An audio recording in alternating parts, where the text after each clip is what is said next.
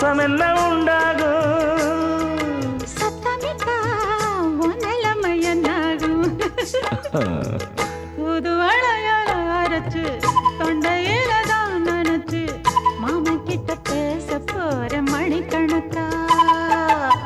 தூண்டாமணி விளக்க தூண்டி விட்டு எரிய வச்சு ஓ முகத்தை பார்க்க போற நாள் கணக்கா அந்த இந்திரன் சந்திரனும் மாமன் வந்தா எந்திரிச்சு நிக்கணும் அந்த ரம்பையும் ஊர்வசியும் மயிலுக்கு தொண்டுகள் செஞ்சிடணும்